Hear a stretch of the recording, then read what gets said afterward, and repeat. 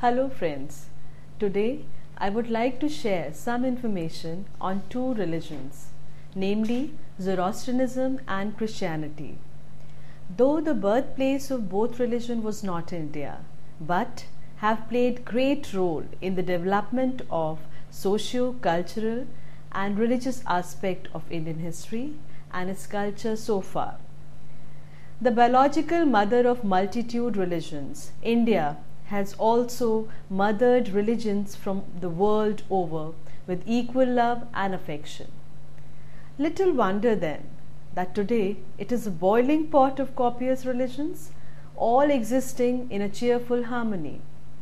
The religious tolerance of its people and the communal harmony that its democracy uphold makes it a truly unique country on the face of earth.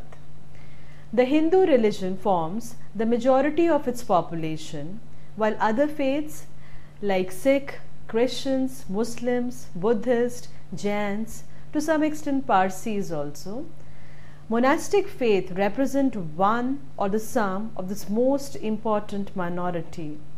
All these religions have contributed in their own way for the development of art, literature, philosophy, spiritual consciousness, and the fabric of the society on the whole. The message of love and brotherhood is expressed by all the religions and cultures of India.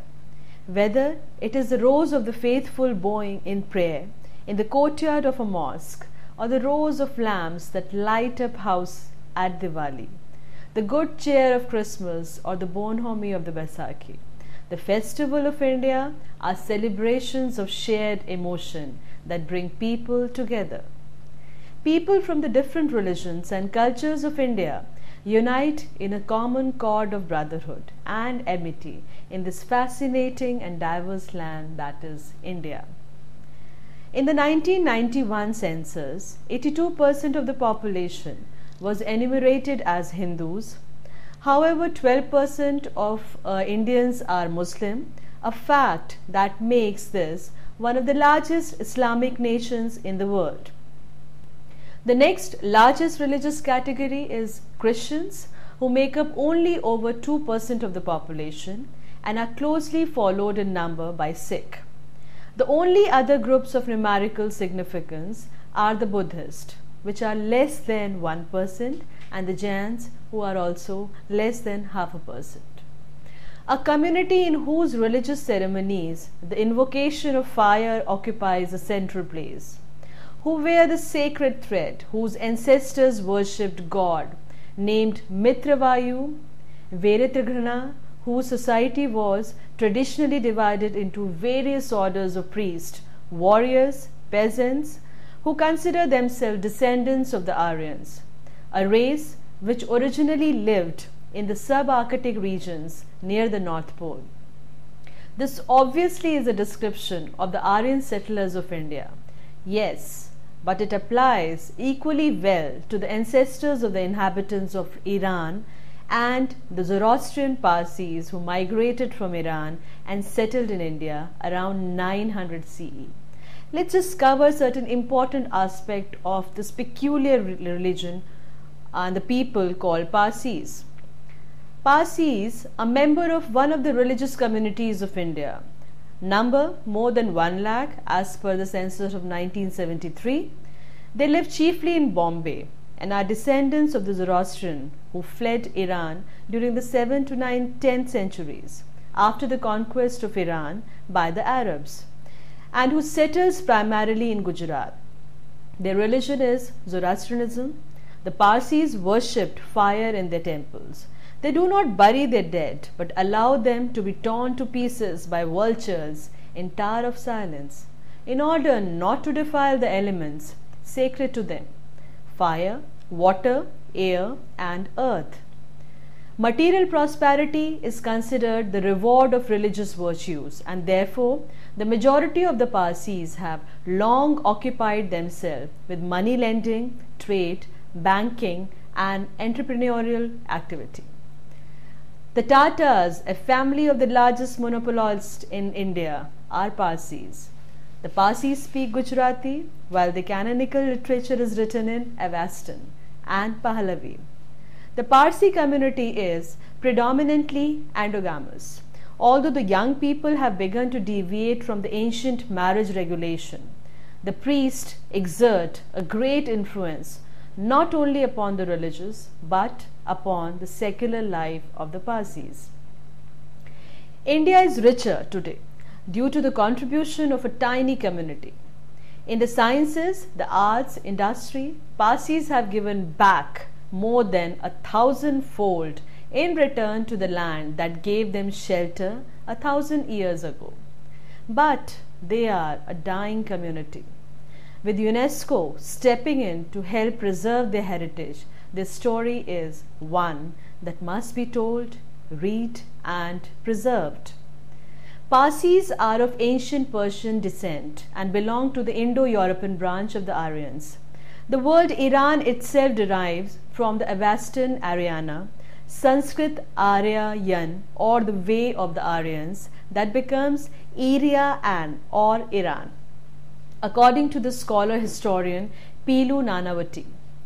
Unlike other foreigners who came to India to plunder, loot, and rule, the Parsis assimilated with a quiet dignity into India's history and contributed their extraordinary genius in every walk of life. As intelligent refugees, while guarding their own ethnic, cultural, and religious identity with fierce pride, they were always mindful of their status and made friends wherever they went. As an ethnic group, Parsis have excelled in a way no other community has, and it would seem that their upbringing and strong religious belief may be the reason for this. There is in the Zoroastrian creed a simplicity that defies challenge. Be good, do good, think good, and fight evil. Be responsible for yourself and don't blame others. Listen to your conscience but laugh and enjoy life. Look after your own people and so on. From the time a child is able to understand social dynamics, right and wrong are clearly defined and the child is made responsible for his or her thoughts, words, and deeds. No wonder that when a Parsi child goes wrong, it's a reality. The whole community hangs its head in sorrow and shame. To discover their ancestry, we have to retrace our steps all the way to the Iranian Bronze Age, somewhere between 2600 and 2000 BC, taking the linguistic similarity between the Rig Veda and the Zoroastrian Gathas as a benchmark. A fiery young man named Spitama or Zarathustra was born in the beautiful city of Arak in Azerbaijan with a divine sign. At the age of 15, Zarathustra turned away from worldly pleasures and devoted his life to the worship of God. At 20, he went to meditate in a cave. The problem of evil, the mystery of human existence, and the riddle of the universe were the questions that he sought to answer. Zarathustra came back face to face with his god, Ahura Mazda, and the Gathas that form the verses of Zoroastrianism came from his daily communication or communion with him. Fire is given pride of the place in the Gathas as a bright and powerful creation of Ahura Mazda, preferable to ideas or other objects symbolizing divinity. However, fire worship is not mentioned anywhere, despite a common misconception of Parsis being fire worshipper. Zoroastrianism is the world's oldest revealed religion, predating Christianity by more than a couple of millennia. Despite its birth in prehistory, the religion survived. It has survived persecution, the destruction of close to 90% of its recorded history and tenets, migration to distant land, and the assimilation of alien customs and languages. The core beliefs have remained intact because these beliefs are practical, life-driving forces that Parsis have always lived by, no matter where they were forced to settle down over the ages. Resist evil is a credo of the true Zoroastrian. The Prophet demands his followers active participation in fighting evil wholeheartedly, a militancy that is absent in other creeds that preach a turning of the blind eye and even forgiveness in the face of what is wicked. This constant endeavor to remain on the side of the good and the just helped in building a character where responsibility, effort, industry, courage, justice, truthfulness, and self-sacrifice were traditionally ingrained. Parsism or Zoroastrianism is about 2600 years old and finds its origin in Persia. The Parsis believe that the Ahura Mazda is eternally in conflict with Angra Mainyu or Ahir Man, who represent the evil force. Man has a free will to align himself to good or evil. Soul is immortal, and upon death the good go to heaven and evil fall into hell. The Parsis believe in the coming of the Saoshyant, Savior, to the earth to defeat evil and further righteousness, Ashoy. They believe that when the Saoshyant come, the final spiritual battle between the forces of good and evil will commence, resulting in the utter destruction of evil. Ristakils, the resurrection of the dead, will take place. The dead will rise by the will of Ahura Mazda, and the final judgment of all the souls will commence at the hands of Ahura Mazda, the judge, Dava, and all sinners punished, then forgiven, and humanity made immortal, free from hunger, thirst, poverty, old age, disease, and death. Wow. The Parsis' place of worship is called the fire temple. 5 daily prayers, usually hymns or gathas, uttered by Prophet Zarathustra, are said in the home or the temple. Before a fire which symbolizes the realm of truth, righteousness, and order. The fire temple and rituals of the yasnas are sacred and are necessary for the religion, such as the Nirangadan ceremony, which creates the holy Nirang. Fire is regarded as a son of Ahura Mazda, which represents God. In Zoroastrianism, Dakhma Nashini is the only method of corpse destruction. This involves the destruction of the dead body in the stone enclosed dakhma by the flesh-eating bird or the rays of the sun. The religious book of the Parsis is called Zend Avesta, which includes a number of sections in archaic language attributed to Zoroaster and which preserve the cult of the fire sacrifice as a focus of ritual life. The religious and ritual life of pious Parsi revolves around sacred fires. The most important rite for most lay Parsis is the Navjot. It is performed when a person is between the age group of 7 and 15. It initiates the young person into the adult community of the Parsis. The Navjot ceremony involves purifying bathing, reciting Avesta based scripture, and being invested with the sacred shirt and waist thread called kusti that should always be worn after the ceremony. The dead Parsis are disposed of by exposure to vultures, dakhmas, on the Tower of Silence. Let's cover certain aspects of the religious scriptures of the Parsis. Zenda Avesta is the religious scriptures of the Parsis. It contains the teachings, sermons, and prayers composed by the Prophet Zoroaster himself and also by his disciples and followers. Avesta is also the name of the language in which it is composed.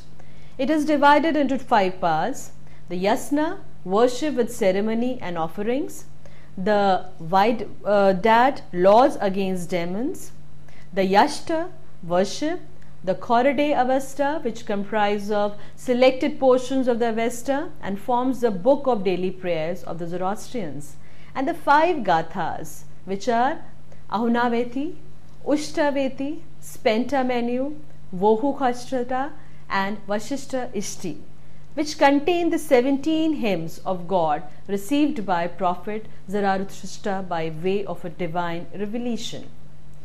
There are 3 principal sects among the Parsis: Shahenshai, Kadmi and Fasli. The only difference between the three sects is the calendar they adhere to. The Faslis follow the traditional the Persian calendar. The Shahenshahis calculate the calendar from the last Sasanian king, Yezdegerd III, and the Kadmis claim the calendar is the oldest and the most accurate. Though the total number of Zoroastrian in Indian population is very less, yes, but they continue to be one of the important religious communities of India. According to this 2001 census, there were around 70,000 members of the Zoroastrian faith in India. Most of the Parsis live in Maharashtra, mainly in Mumbai, and the rest in Gujarat. Zoroastrians or the Parsis are mainly the descendants of the 10th century immigrants from Persia. Though the number of Zoroastrian in India is alarmingly low, yet they wield great influence because of their financial position. The level of Zoroastrian population is ascribed to migration, low birth, late marriages, non-marriages, divorce and infertility. In the beginning, the Parsi or the Zoroastrians were engaged in shipbuilding and trade activities and were located in the ports and towns of Gujarat. Slowly and gradually, their entrepreneurial skills saw them expanding and controlling trade and commerce. With colonial expansion, they got more trading opportunities and substantial number of Parsis moved to Bombay. From then onwards, Mumbai or Bombay served as a base for expanding their business activities throughout India and abroad. Sanjan, Navsari and Udwada, towns in Gujarat, are of great importance to Parsi as they served as community centers before the Zoroastrians or Parsis migrated to Bombay in the 19th century. The Zoroastrian enjoyed the benefit of Western commercial contacts and English language education and expanded their commercial dominance rapidly and became the most cosmopolitan community in India during the British rule. In modern India, Parsis are the most urban, elite and wealthy of almost all the religious groups of India. Parsis have played an important role in the development of trade, industry, finance, philanthropy, which has earned them an important place in India's social and economic life. Many of the Parsis or Zoroastrians have earned accolades in government services and law. The Parsis are India's smallest minority community, yet they have exercised a huge influence on the country. As pioneers in education in 19th century India and as leading figures in banking, commerce, medicine, law, journalism, they were at the forefront of India's industrial revolution. Parsis were also at the heart of the creation of Indian National Congress in the 19th century and contributed some of the great leaders through into the 20th century. Dadabhai Nauroji, Nauroji Fardoonji and others set up the Rahnumai Mazdasan Sabha, the Religious Reform Association, in 1851 to carry out campaigns against the strict orthodoxy in Zoroastrianism. They laid special emphasis on organizing the Parsis and raising the social status of women by providing for their education. The first Zoroastrian to enter India arrived on the Gujarat coast in the 10th century, and by the 17th century, most of them had settled in Bombay. Today, there are approximately 90,000 Parsis in India and are concentrated largely in Maharashtra and Gujarat. Starting with business and industry, through law and literature, including the armed forces, and spanning the arts, music, nuclear science, Parsis always gave more than they took from their adopted land. A large number of Parsis settled in Bombay when famine struck Gujarat in 1790. The city's cosmopolitan outlook and its dynamic vitality brought out the Parsis' natural zest for life. And it became a springboard for some of the most talented men and women from that community to take flight in their varied areas of expertise. The names of eminent Parsis roll off like a veritable who's who of eminent Indians. Dadabhai Nauroji, Sir Jamshedji Tata, J.R.D. Tata, Ratan Tata, Wadiyas, the Godrej clan, Homi Bhabha, Sam Manekshaw, Madam Bhikaji Kama, Zubin Mehta, Sodi Sorabji, Fali Nariman and others too numerous to list. In India, Parsis in general assimilated into the culture prevalent in Gujarat without relinquishing their own traditions that were bequeathed orally down the ages. This oral tradition included prayers, customs and rites of passage and some heroic legends that are still extant. Jealously guarded by the elders but not extensively known by the younger generation. Most Parsis speak Gujarati and most women choose to drape their saris the Gujarati way, with the pallu across the chest from the right shoulder and tucked behind the waist on the left. Down the century, many social and cultural customs of Gujarat have become intrinsic part of Parsi tradition in dance, music and cuisine. But the religion has remained pristine and the core beliefs have kept them a people apart. We always talk about the Parsis' rites of passage. Let's cover certain important aspect of that. Parsis have distinct rites of passage that starts at birth and solidify with the Navjot, literally new light, ceremony, which is similar to the Jewish bar mitzvah and the Hindu thread ceremony. The child, whether it is male or female, is blessed and inducted into the Zoroastrian way by donning a sacred thread which they call kusti and a soft muslin undershirt which they call it sudraha or sudra, a tradition that predates Zarathustra. She or he is initiated into the faith through prayers and community blessings. There is a great similarity here with the Jewish custom of initiation into the faith. The marriage ceremony that always takes place after sunset is a joyous affair and among some includes the Western custom of the groom kissing the bride. Both the Navjot and the marriage ceremony embody the spirit of free choice. In both ceremonies, the individuals are asked if they embrace the faith or the partner freely of their own choice. The final rite of the passage is still the most authentic and considered truly alien because Parsis take their dead to designated enclosed places called dokhma or dakhama, euphemistically known as a tower of silence. The corpse is left in the open for scavenging birds to dispose of and emanates from the Parsi belief in doing good right up to the end. A week or so later, the dried bones are lowered into the deep pit, layered with sand and charcoal for decomposition. In all of the above ceremonies, the sacred fire fed with sandalwood and incense play a pivotal role.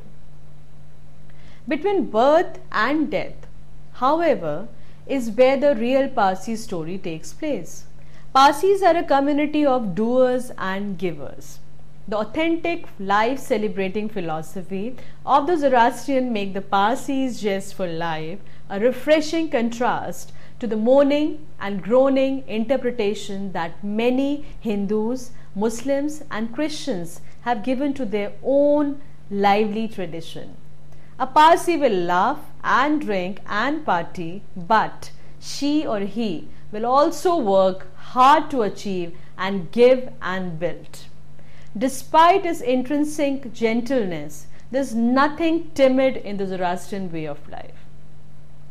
We always talk about the killer genes for which UNESCO has also undertaken the project to save the Parsi community. We are just going to cover in short about those killer genes. Indian Parsis travel to other parts of the world to settle down in every continent. Yet, the total number of Parsi today is an alarming 63,000 only.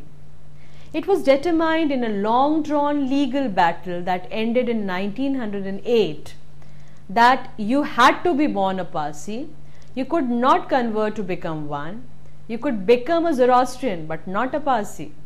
So, Parsi married within their limited community, and as happened with Egyptian nobility thousands of years ago, the Parsi blood thinned and became a feeding ground for genetic diseases. The killer genes simply got passed down the line until Parsis are now a community prone to hemophilia, osteoporosis, and cancer. For many years, inter-community marriages were heavily frowned upon, but today it may be the only means of saving a vibrant group of people from dying out on us. And it is not just the race that is in jeopardy of extinction. The entire Parsi tradition, if you recall, was orally transmitted down the ages. With a thinning number in the younger generation and a larger group of elders, this tradition is in vital need of documentation and preservation. The UNESCO has made a gesture in this direction by creating a forum and giving a small donation as seed money for a project called Parzor to retrieve and record what is left of the Parsi way of life. The project coordinator, the dynamic Dr. Sharzan Kama, says the project is in desperate need of help from both Parsis and others who are interested in preserving this community history. We need men, material, and money to travel to places, document stories, legends, and artifacts on film, and even physically. We plan a museum, a library, and films.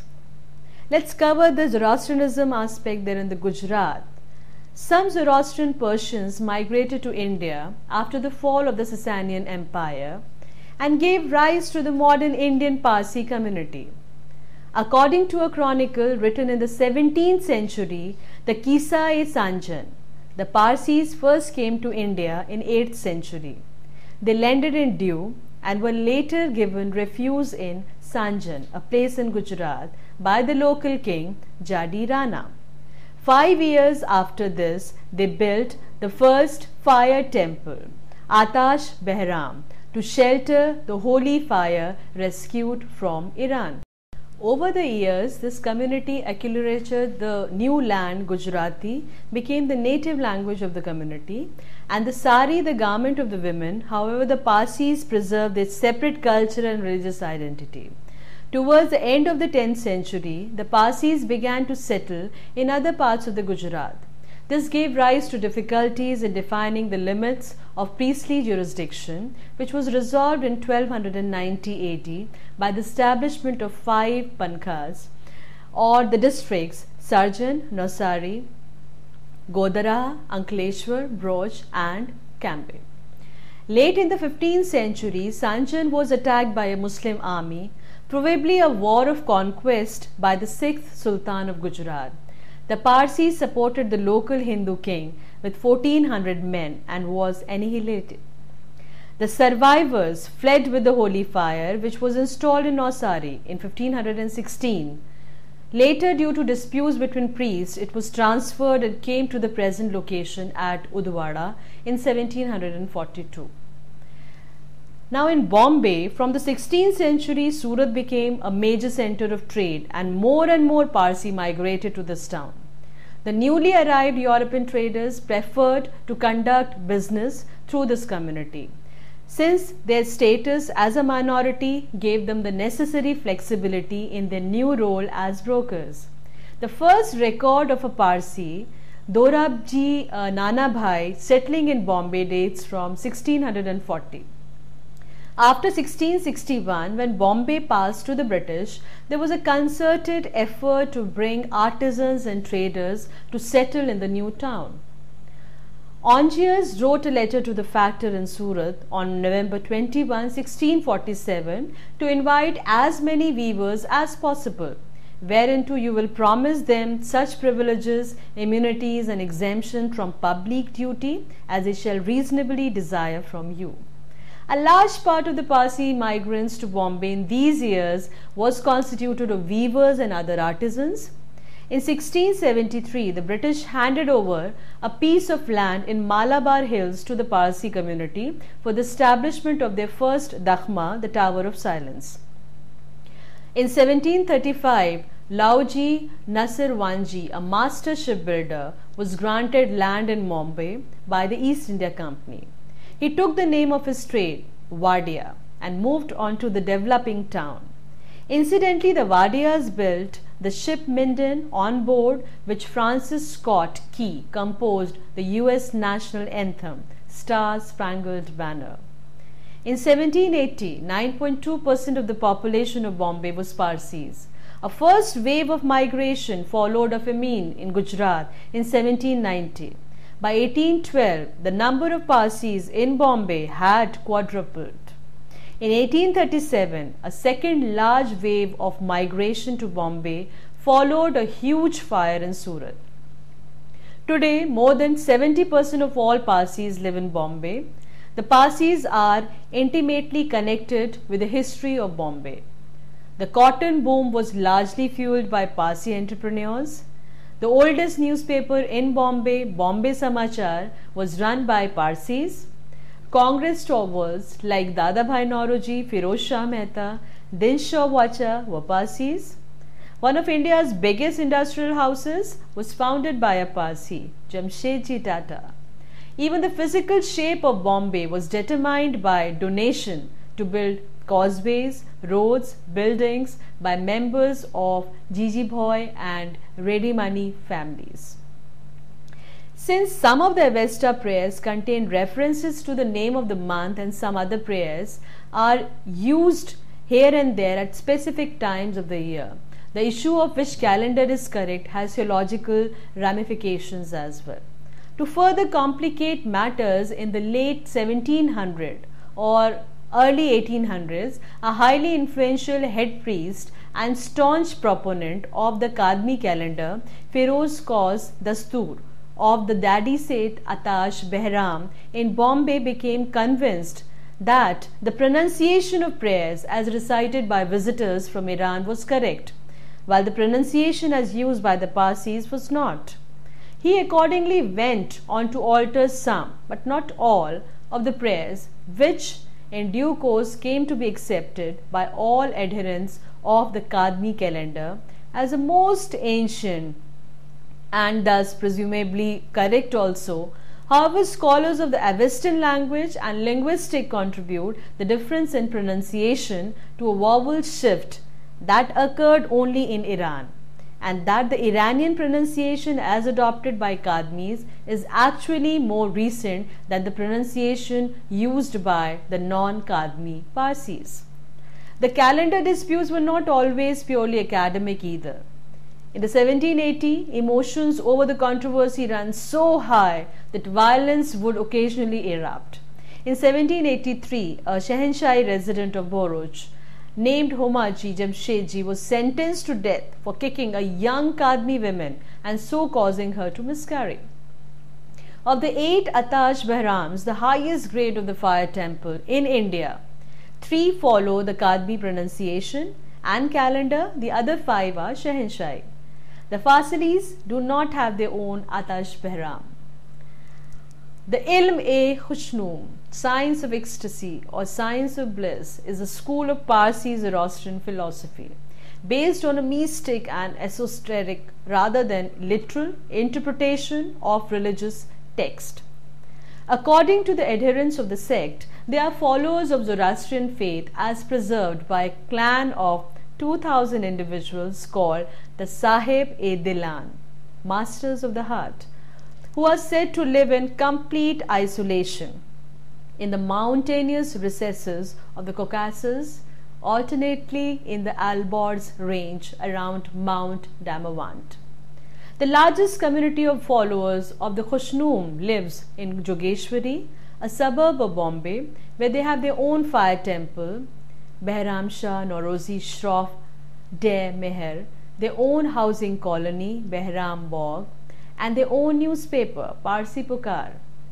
There is a smaller concentration of adherents in Surat, where the sect was founded in the last decades of the 19th century.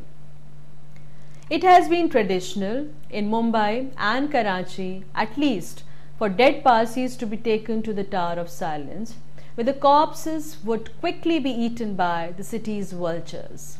The reason given for the practice is that earth, fire and water are all considered as sacred elements which should not be defiled by the dead.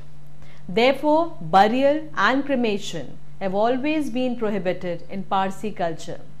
The problem today, though, is that in Mumbai and Karachi, the population of vultures has been drastically reduced due to extensive urbanization as well as due to poisoning by the anti-inflammatory drug diclofenac, which is often given to the humans and cattle.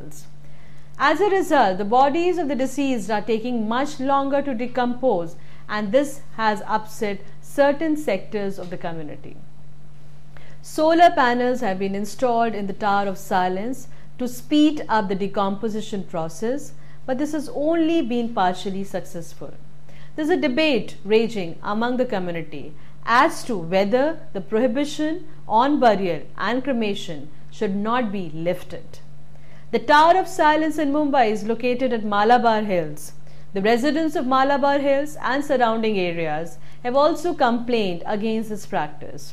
Parsis are now given an option of burial versus the Tower of Silence death ritual. The Parsis have made considerable contributions to the history and development of India, all the more remarkable considering their small number. As the maxim, Parsi, thy name is charity, reveals, their greatest contribution, literally and figuratively, is their philanthropy. The term Parsi in Sanskrit means one who gives alms. Gandhiji would note in a much misquoted statement, I am proud of my country India for having produced the splendid Zoroastrian stock. In number, beneath contempt, but in charity and philanthropy perhaps unequaled and certainly unsurpassed. Modern India owes a large debt to the visionary Jamshedji Tata, who had the foresight to lay a firm foundation that would allow India to be economically independent. His descendant J.R.D. Tata took over the running of the Tata Sons and expanded the business empire even further. A keen aviator, J.R.D. was the first Indian to start a national airline, Tata Airlines, and later became Air India. Parsis also established the first cotton mills in India, the first newspaper, the first Indian-owned bank. In the Navy, we had Admiral Jal Kutsedzi, in the Air Force, Air Marshal Engineer, and the Indian Army was commanded by another Parsi, Field Marshal Sam Manek Shah. The late Prime Minister Rajiv Gandhi's father, Feroz Gandhi, also came from this community. And of course, there is Zubin Mehta, who belongs collectively to every Parsi mother. Dadabhai Naoroji, the grand old man of India, was the first to formulate and articulate the economic drain theory in his book, Poverty and Un-British Rule in India, published in 1901.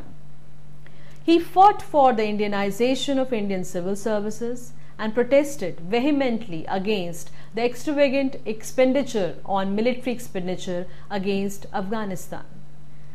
Burma, Egypt, undertaken at the Indian taxpayers' expense for the glory of England. To educate the British public and to fight for Indian rights, in 1892 he stood for election to the British House of Commons as a Liberal from Central Finsbury, London. He won by 3 votes, and his constituents nicknamed him Mr. Narrow Majority. He was the first Indian to beat the British at their own game. The conservative press did their best to stir up racial prejudice against him. Central Finsbury should be ashamed of itself at having publicly confessed that there was not in the whole of the division an Englishman, a Scotsman, a Welshman, or an Irishman as worthy of their votes as this fire worshipper from Bombay. In 1893, Dadabhai Naoroji expressed the spirit of an emerging national identity when he stated, whether I am a Hindu, a Mohammedan, a Parsi, a Christian, or of any other creed, I am above all an Indian. Our country is India, our nationality is Indian. In 1895, he was appointed to the Royal Commission on Indian Expenditure.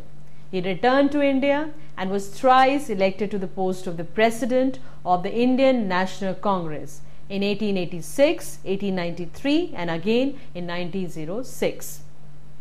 In 1893, Dadabhai Naoroji expressed the spirit of an emerging national identity when he stated, "Whether I am a Hindu, a Mohammedan, Parsi, Christian, I am an Indian."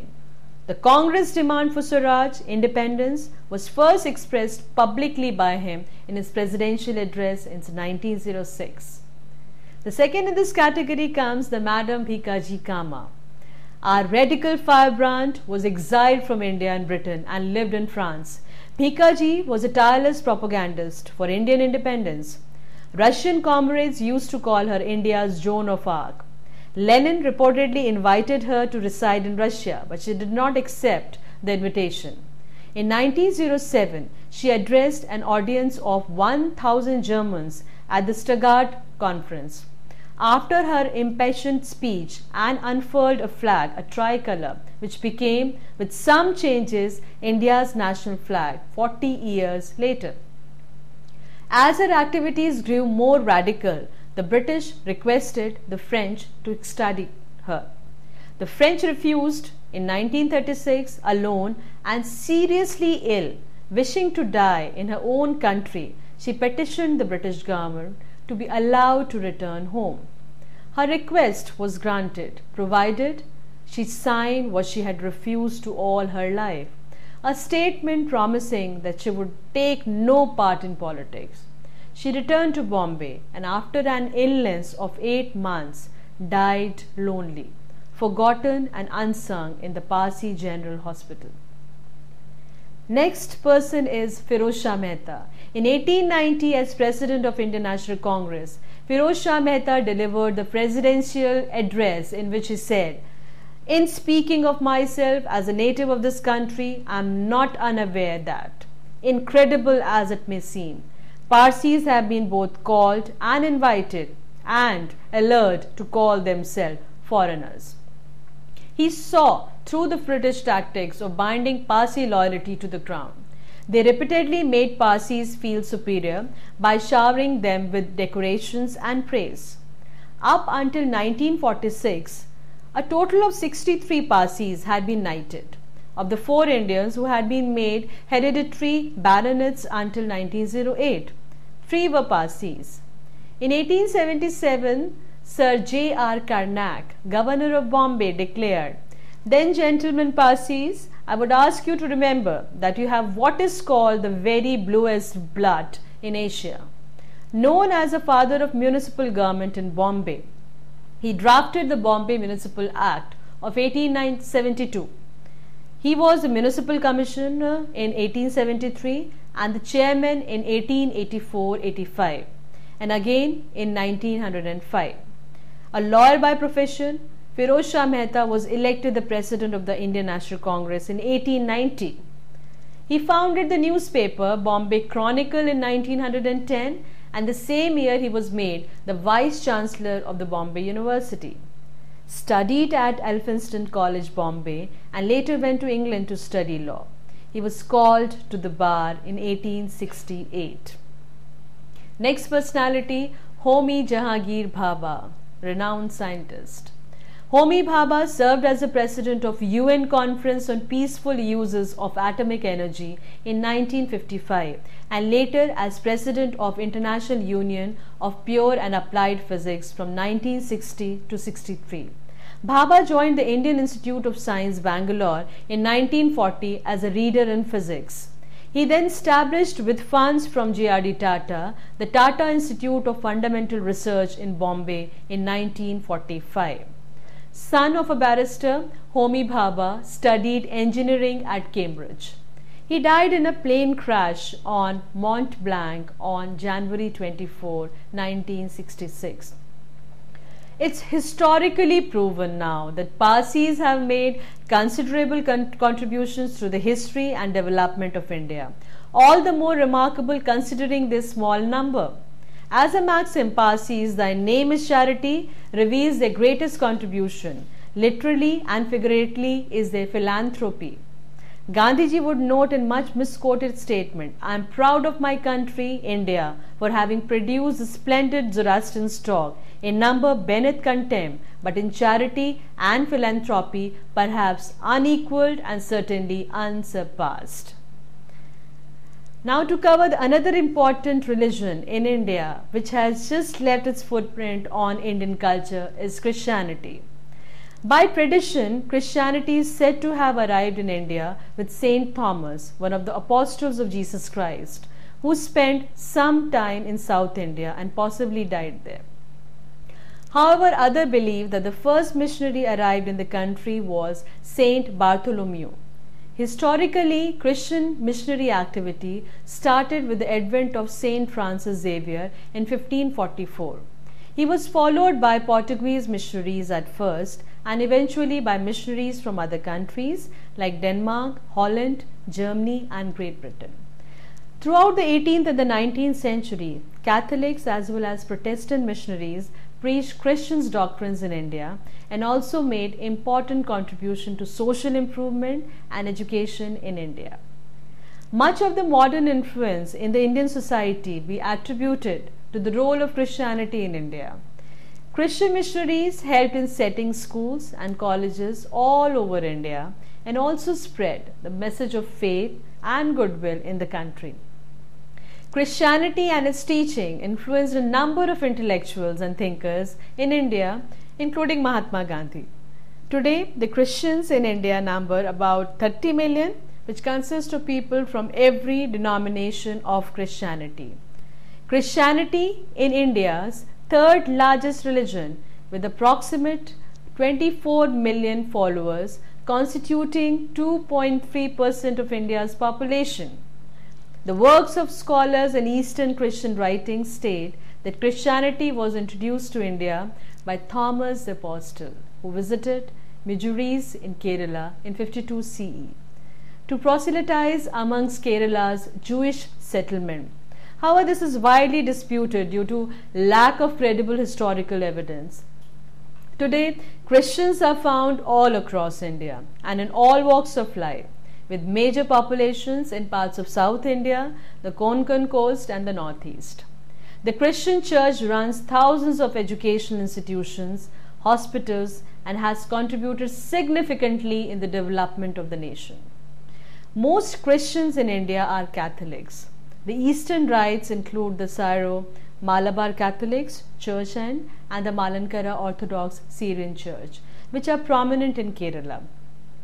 Other churches include the Mar Thoma Syrian Church, Church of South India, CSI, the Church of North India, CNI, Presbyterian Church of India, Pentecostal Church, the Pentecostal Mission and other evangelical groups. About 2.5% of India's population are Christians.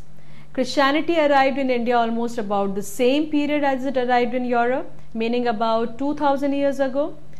Christianity originates in Israel. The first Christians were Jews, and in the beginning Christianity was seen as a Jewish cult. Most of the apostles of the Christians acted in Europe to convert the Europeans to Christianity. But one of the apostles, Saint Judas Thomas, arrived in India and converted Indians to Christianity. Saint Thomas was a carpenter and a disciple of Jesus. He was brought to India by a merchant to build a temple. Saint Thomas arrived in Kerala in South India in 52 AD. He succeeded in converting local Indians to Christianity. His converts were called Syrian Christians. One assumption says that some of the Syrian Christians were actually Jews converted by Saint Judas Thomas to Christianity.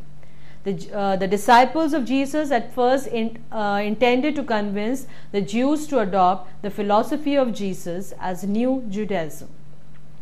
Later on, other Christian saints arrived to India as missionaries, but most of the Indians were converted to Christianity by the missionaries who arrived in India with the European power from 15th century onward. The European power arrived in India for commercial reasons, especially spices, but they also started converting local Indians to Christianity. 5 European countries sent their representative to India: Great Britain, France, Denmark, Netherlands and Portugal. Of the 5 European powers, the Portuguese were most enthusiastic to baptize Indians. The Portuguese were the first European power to arrive in India. Their first ship, under the leadership of Vasco da Gama, arrived in South India in 1498 after it had circled the whole continent of Africa. The Portuguese, inspired by the Pope's order to baptize people around the world, not only fought wars against the local Indian rulers, but they even tried to enforce their Roman Catholic prayers on Syrian Christians. After many wars, the Portuguese were defeated by local rulers, and they had only one big pocket of control in India, Goa. The Portuguese not only fought the Indian rulers, but they also fought against other European powers in India, especially Dutch and English.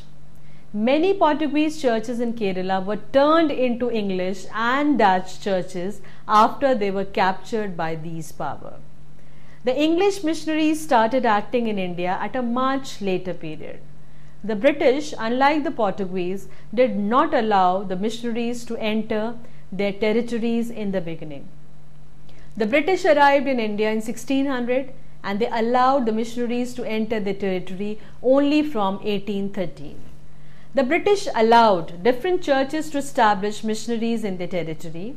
The missionaries didn't only spread Christianity, but they also did humanitarian deeds, giving the needy basic necessities of life like food, clothes, shelter. The missionaries also built schools in India, and many of them even today have Christians or European originated name. The British church missionaries succeeded less than the Portuguese in converting Indians to Christianity. But unlike the Portuguese who tried to enforce Christianity, these Protestant converts were voluntary. The Portuguese were also aware of the Indian customs, according to which the wife followed her husband's faith and therefore married their men to Indian women. There were about 30 million Christians in India. The major centers of Christianity in India are Kerala, Tamil Nadu, Goa, Manipur and Mizoram. There is also a big community of Christians in Mumbai. The main division of Christians in India is like in the Christians world. Protestants, Catholics, there are also different denominations among them. Syrian Church, Armenian Church, Anglican Church and others. Most of the Indian Christians are converted by the Portuguese. There is also an Anglo-Indian community in India. Christianity arrived in India much before it reached Europe, so it is said that the first surviving church in the world is in India. Some scholars argue that Jesus spent his 20s in India, and it is generally believed that the wise men from the East were sages from India. So the intermingling of Christianity and Indian religion has taken place ever since the birth of Christianity. The St. Thomas Christians are an ancient body of Christians in southwestern India who trace their origin to the evangelical activity of Thomas in the 1st century. Within India, members of these churches are sometimes known as Syrian Malabar Nasranis. The four major groups, all centered on the Malabar coast of the Indian state of Kerala, are the Syro-Malabar, the Syro-Malankara, the Syrians Orthodox and the Mar Thoma. Whatever their early history, from at least the 6th century, the St. Thomas Christians were part of the Church of the East, also known as Nestorian Church, centered in Persia. In the 8th century, the community was organized as one of the church provinces of the exterior. The St. Thomas Christians were greatly affected by the arrival of the Portuguese beginning in 1498. The Portuguese attempted to bring the community under the auspices of the Latin Rite Catholicism, resulting in permanent rifts in the community. The traditions go back to the 1st century Christians' thought and the 7 churches established by St. Thomas the Apostle during his mission in Malabar. These are at Kodungalur, Mujiris, Paravur, Palayurur, Kokamangalam, Niranam, Chayal and Kolla. About the Syrian Malabar Nasranis, they were the ethnic people and a single community. As a community with common cultural heritage and cultural traditions, they refer to themselves as Nasranis. However, as a religious group, they refer to themselves as Mar Thoma Christianitikal as English or Saint Thomas Christians, based on their religious traditions flowing from the early church of Saint Thomas Christians or Saint Thomas tradition of Christianity. Throughout Kerala, one can find Christian families that claim their descent from ancestors who were baptized by Apostle Thomas. Saint Thomas Christians were classified into the caste system according to their profession, with special privileges for trade granted by the benevolent kings who ruled the area. After the 8th century, when Hindu kingdoms came to sway, Christians were expected to strictly abide by stringent rules pertaining to caste and religion. This became a matter of survival. This is why St. Thomas Christians had such a strong sense of caste and tradition, being the oldest order of Christianity in India. The churches were modeled after Jewish synagogue. The church is neat and they keep it sweetly. There are mats but no seats. Instead of the images, they have some useful writing from the Holy Book. In short, the St. Thomas Christians of Kerala had blended well with the world of Eastern churches and with the changing socio-cultural environment of their homeland. Thus, the Malabar Church was Hindu in culture, Christian in religion, and Judeo-Syro-Oriental in terms of origin and worship.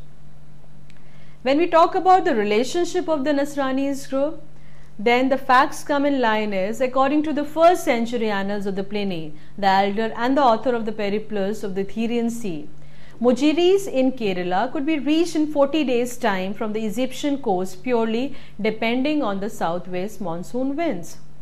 The Sangam works, Puranaruru and Akananururu, have many lines which speaks of Roman vessels and the Roman gold that used to come to the Kerala ports of the great Chera king in search of pepper and other spices which had enormous demand in the west.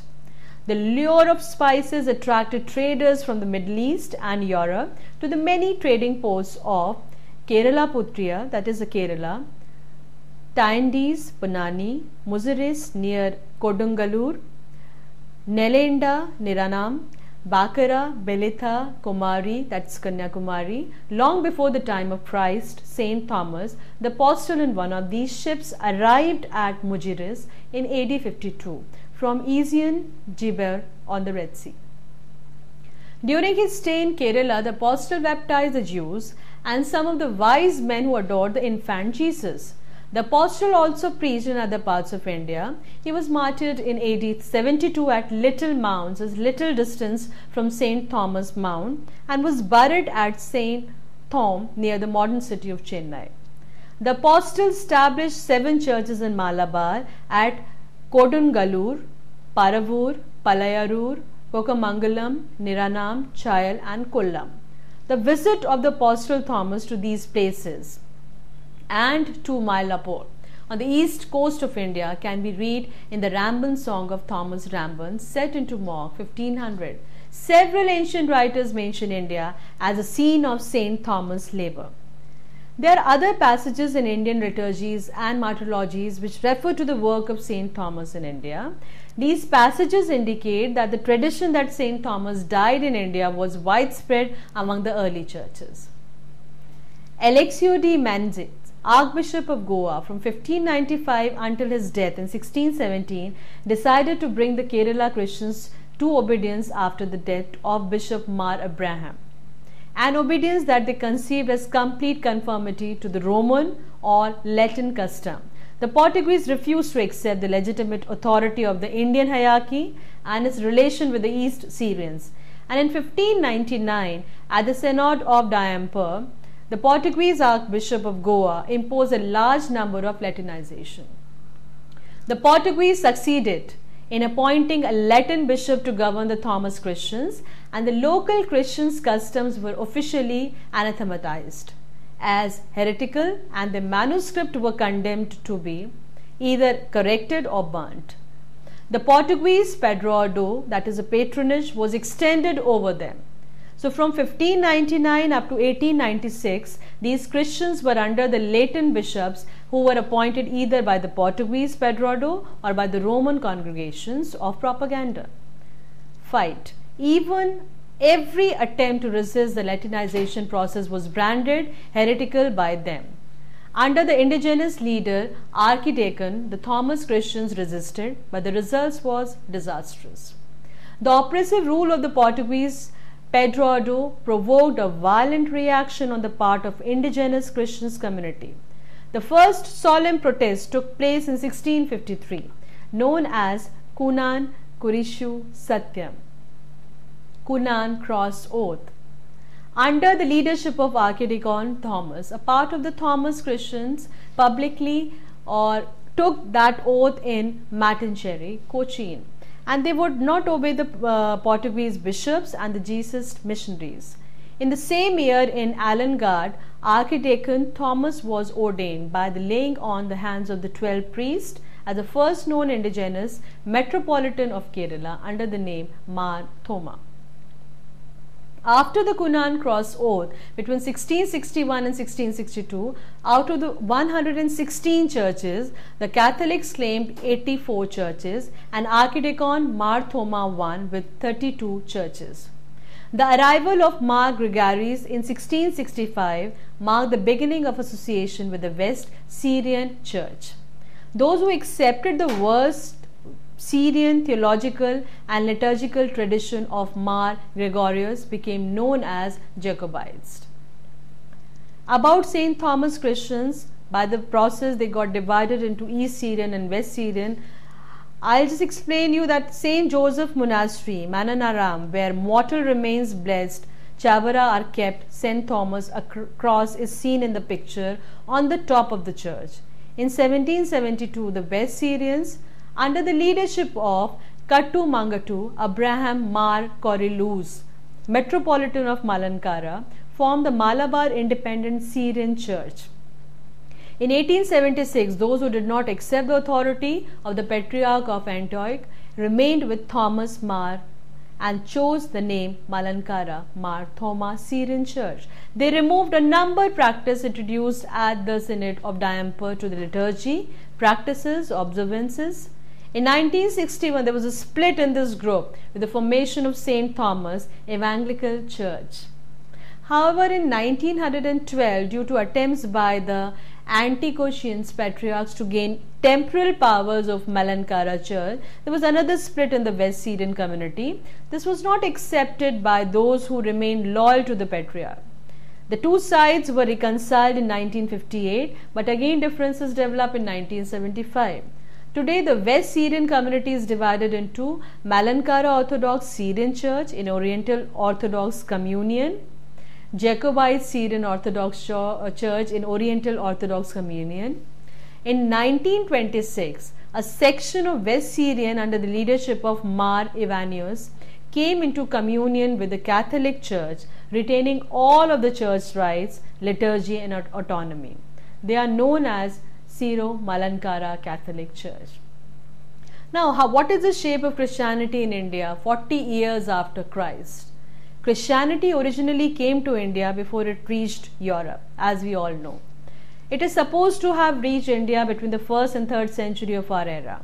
But these early attempts to introduce Christianity into the country could make any major dent.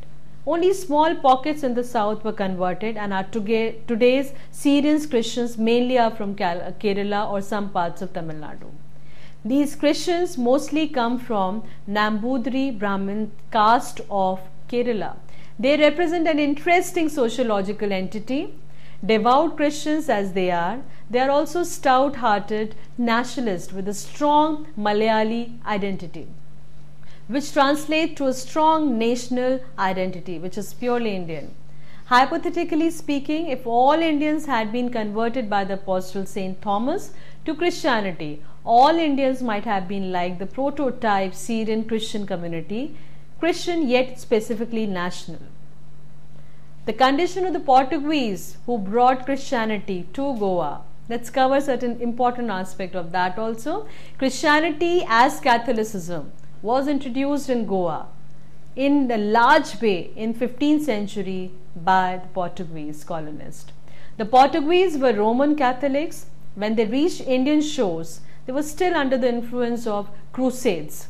And in inquisition of the early centuries of their rule in Goa, Daman and Diu, they didn't make use of the force to effect conversion of the native Hindus to Christianity. A part of the early converts to Christianity were a result of taking of Indian wives by the Portuguese officials. These converts were termed mestizos, or mixed blood. To these were added the progenies of extramarital relations between the colonial officials and the natives' women folk. The offsprings of such relations were brought up as Roman Catholics. These facts have been recorded in the Portuguese records of the colonial period. The occurrence of aquiline features of fair skin in some Goan Christians' families seems to be an inheritance of such relations. In the early part of the Portuguese rule, the colonialists are also recorded to have forcibly converted temples into churches.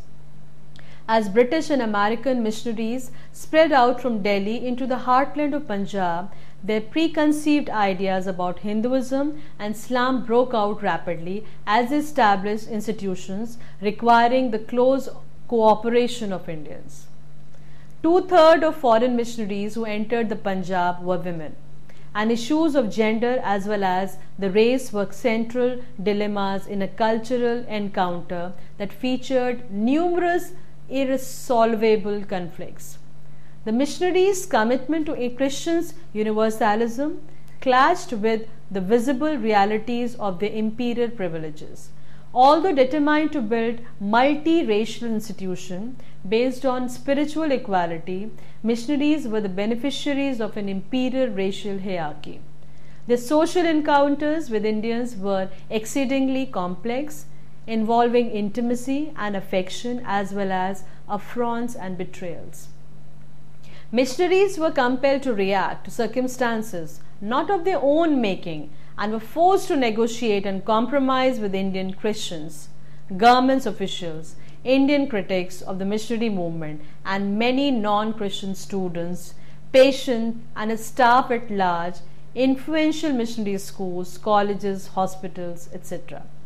In villages, university-educated clergymen who had hoped to convert the Hindus and the Muslim elite found themselves in surprising position of advocating the rights of stigmatized and oppressed rural laborers.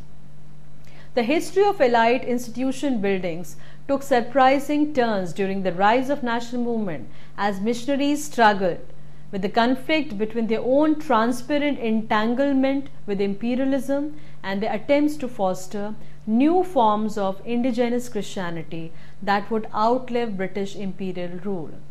It is well known generally that the Portuguese observed strict racial segregation and followed a policy of discrimination against all native Indians, whether Hindus or Christians.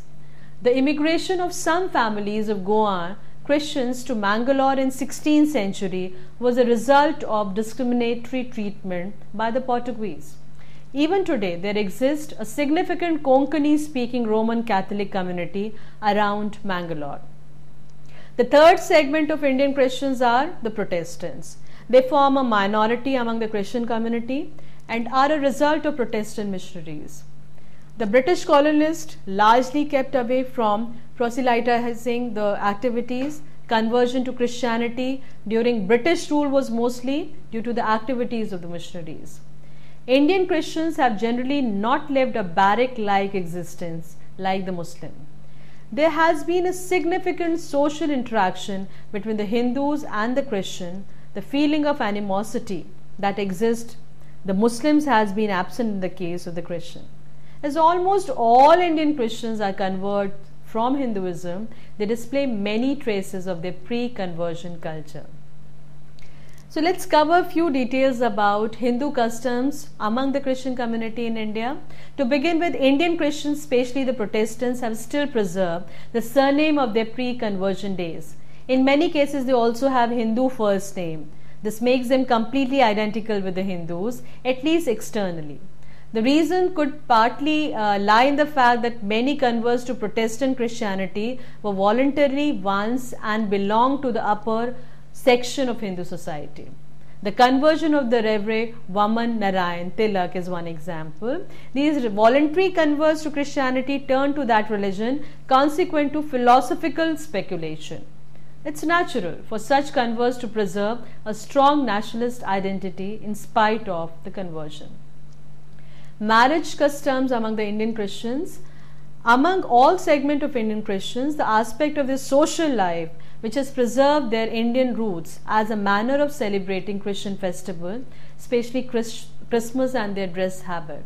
During Christmas and New Year festivities, it's common among Indian Christians to burst crackers, light lamps, exchange sweetmeats, draw designs with colored powder outside their doorsteps, etc.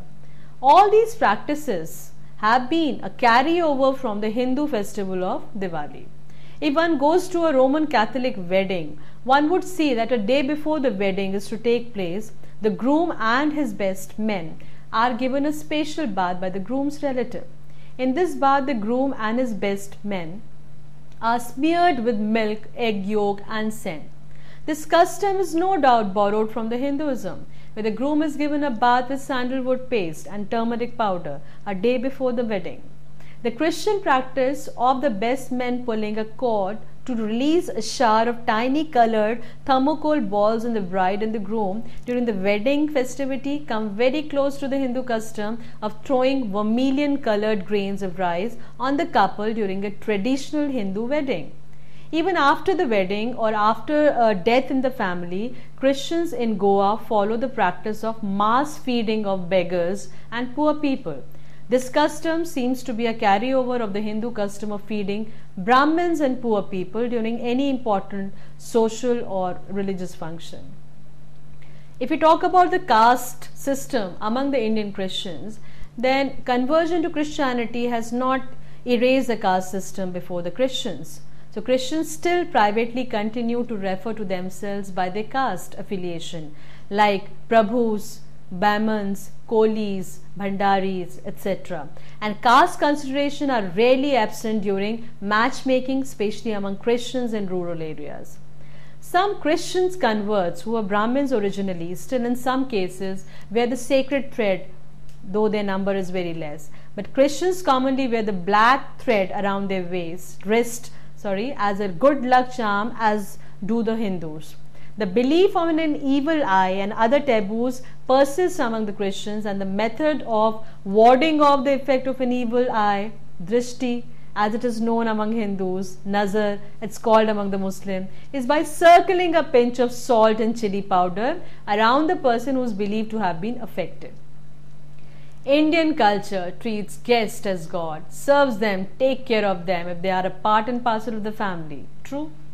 Respect one another is another lesson that is taught from the books of Indian culture. All people are alike and respecting one another is one's duty. It tells us that by all this we can develop cooperation and better living amongst ourselves and subsequently make this world a better place to live in. So thus we have seen how there has been a massive socio-cultural interchange between various religions in India. And this interchange has given us our national culture, which is a complex pattern into which have gone many diverse elements, foreign as well as indigenous. However, despite the composite nature of Indian culture, Hinduism remains by far the most powerful and pervasive element in Indian culture. Those who lay great stress on composite nature of Indian culture frequently ignore the basic fact. Caught up in their enthusiasm for the idea of the cultural synthesis, usually with the best of motives of strengthening communal harmony, national unity, they seem to suggest that the cultural fusion is of a kind which might have resulted from the blending of the indigenous and foreign element in equal proportion. This, of course, is simply not real. Donald Eugene Smith, an American scholar of Indian secularism, has observed, Hinduism or Indian culture is indeed provided the essential genius of Indian culture, can't be denied. Smith accepts the fact that Indian culture has indigenous as well as non-Indian element. In this context, he says thus, while not denying the reality and importance of composite culture, we must be prepared to deal with an Indian culture largely rooted in Hinduism. That's the reason we have made all those people who came from all the countries like the followers of Christianity, Parsis, as a part of our existing culture, that they themselves consider them an integral part of India. India is really following its uniqueness of Vasudhaiv Kutumbakam. Thank you.